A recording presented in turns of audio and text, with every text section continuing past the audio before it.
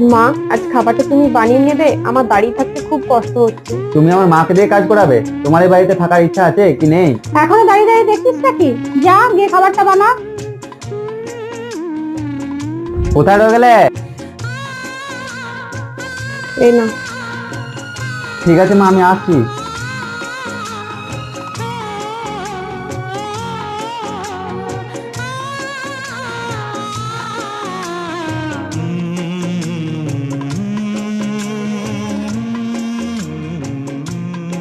মা, ফ্রিজে একটা বোতলও তো জল নেই, আমি খাবো কি? বেটা, তুই তো জানিস আমি দাঁড়িয়ে থাকতে পারি না।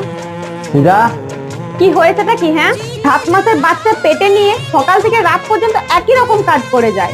মাকে যখন একটু খাবার বানাতে বলি, মা দাঁড়িয়ে থাকতে পারে না, আর এদিকে ঘন্টার পর ঘন্টা মা দাঁড়িয়ে দাঁড়িয়ে ফোনে কথা বলতে পারছে। আর আমি বলছি বা কাকে, যেখানে একটা মেয়ে আর একটা মেয়ের কষ্টটা বোঝে না।